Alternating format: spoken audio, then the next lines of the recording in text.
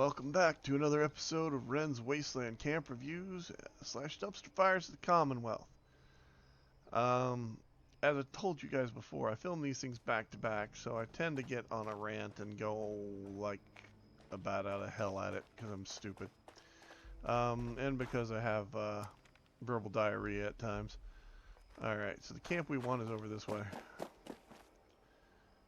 And by that I mean I just spew things out of my mouth without thinking about the consequences sometimes. Holy shit, it's a floater. Isn't that awesome? Look at that. Train could still go right underneath this thing. It's supported by one foundation that comes off onto the ground over here and holds it all together. Beckett lives here. He's even hacking the droid to the Collectron so that he can get some booze out of it. And yeah, I mean this place is just amazing. Look at this. Isn't this awesome? This is like, you know, a garden up here with a deer stand that's been bled out and a bunch of crap that you know. Let's see. Anything in here in White Horse's camp? No, this is just the perfect camp to show that, you know, you really understand camp building and you're... My God, we found it. The elusive dumpster fire in the Commonwealth. No. This is a 1. It would be rated a dumpster fire, except it's not even that high. Dumpster fires, at least, you know, somebody tried to do something. Alright, moving along. Maisel Martin's camp, and I'm gonna guess they're probably gonna go right about the time that I get there, which would be kind of cool, because then I'd get the ever elusive crash to desktop that happens whenever you jump to a camp as it despawns. Nope. What the hell? Okay, so I'm standing on a cliff. I'm looking at barn tiles set on top of the vault foundations.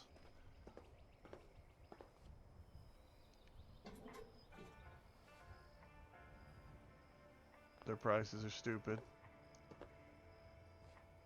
In Rainbow's Radiohead. Wow, that's awesome.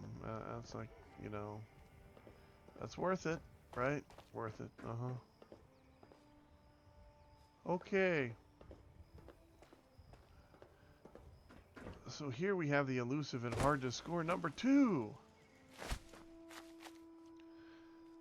I mean, look at this. Even they didn't even bother to make a roof that was decent. They just did. Oh look, it's here. It's closed.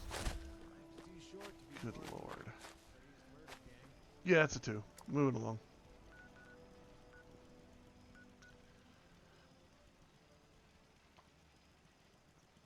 You know what? I'm not going to go there. I'm going to save that one because that one just looks like it's going to be fun when I get there.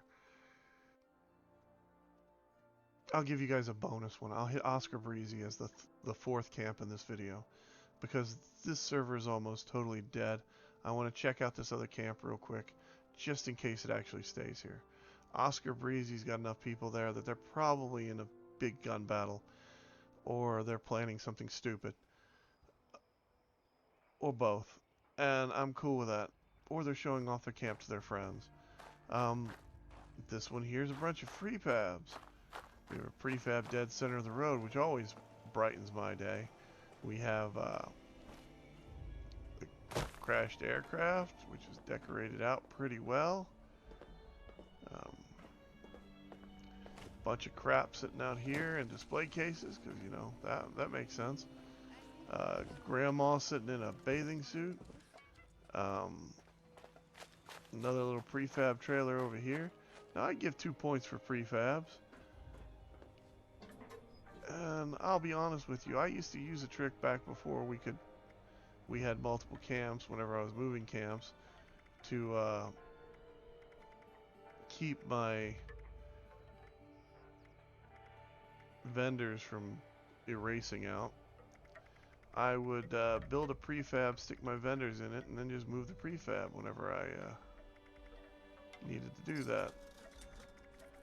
Now, I don't do that anymore because, you know, prefab vendors don't really get erased anymore because you have multiple camps, so they're pretty constant unless you don't have multiple camps and you only have one. Oh man, this place. It is the gift that keeps on giving. It is prefab upon prefab upon prefab, and it is just like, you know,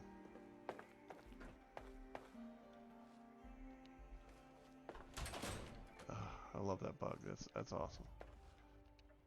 Come on, open.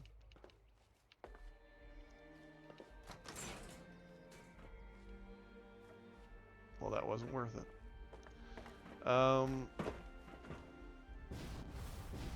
They even have a vault.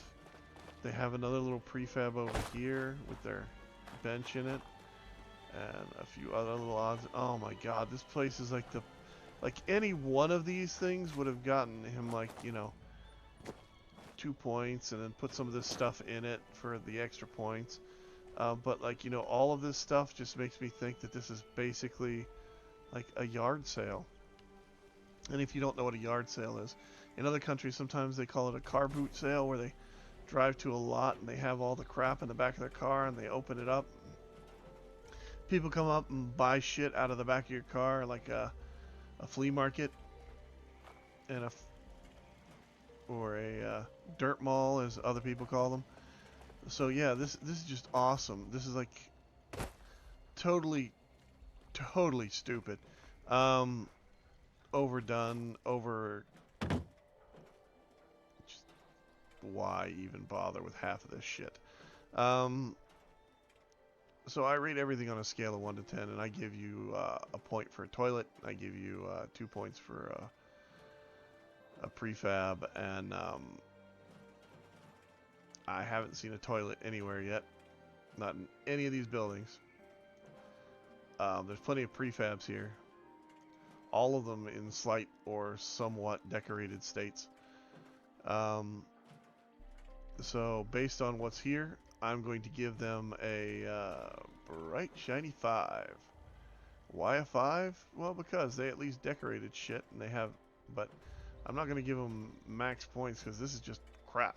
I mean, to be honest, this is like the epitome of what you really shouldn't do with your shit. This is like, oh look, I have everything. This is the way Angry Turtle builds a camp. So, you know, he didn't build his own camp. He had a friend at some point build a camp for him. This is not that camp, but this is the type of camp that Angry Turtle would build. It's kind of like, you know, yeah, it's shit. Totally shit. Alright, let's go check this little camp out over here. This is Oscar Breezy's camp. I built a camp near this location, or possibly at it in the past. So we will see.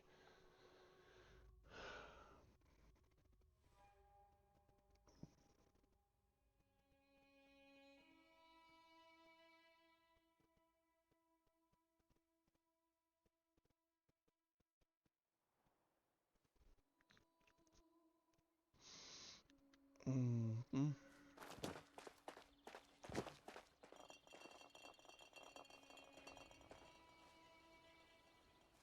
Wow.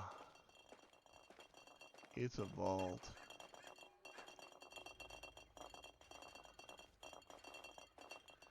Can you solve it? Very unlikely. Under construction. Oh, how nicely put. So you've got a challenge camp here in a vault. It's open for business.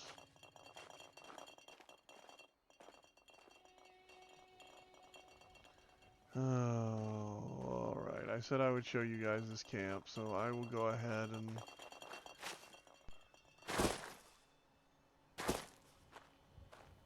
do that, I suppose.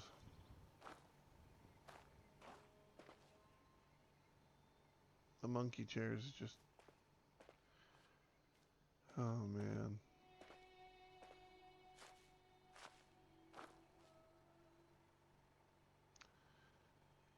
Oh, man. Oh, man.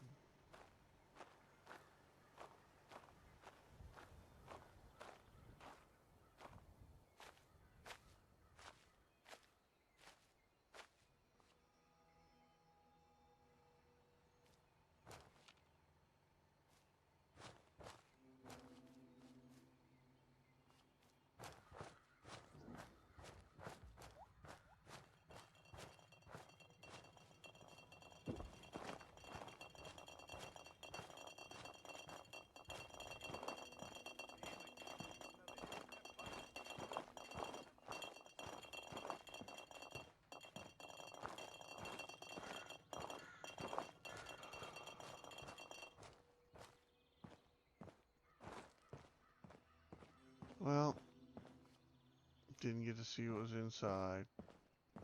Breaks my little heart.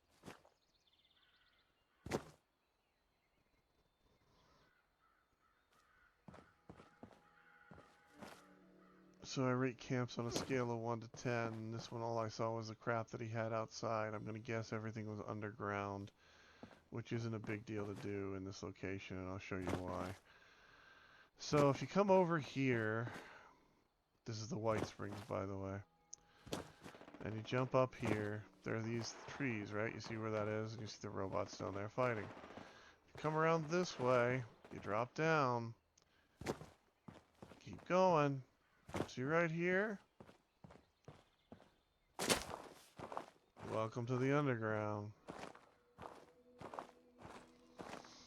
So the easy way to figure out where his shit is and how to get into it is just to walk over here and walk underground. Now, I'm underground. Oh yeah.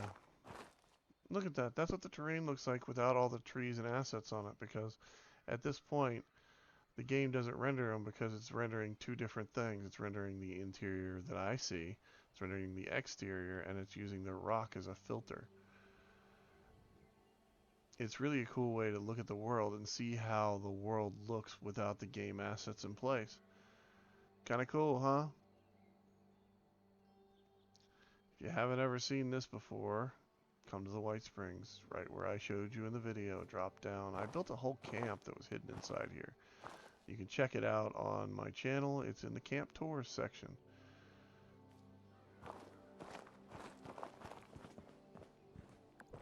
Here we are back in the regular game world. Cool, huh?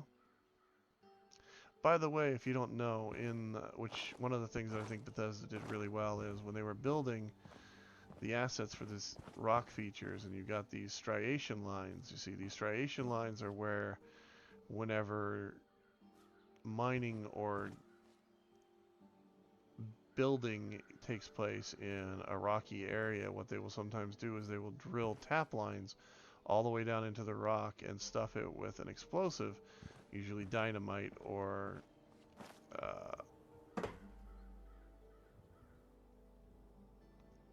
nitro, and blow those chunks of rock off in hopes of getting a clean shear like this, or in hopes of preventing future collapse of the area due to erosions. So, the more you know. Anyway, have fun. Enjoy the game. Sorry I didn't get to show you that last camp, but they left before I could finish figuring out how to get into it. It was a process.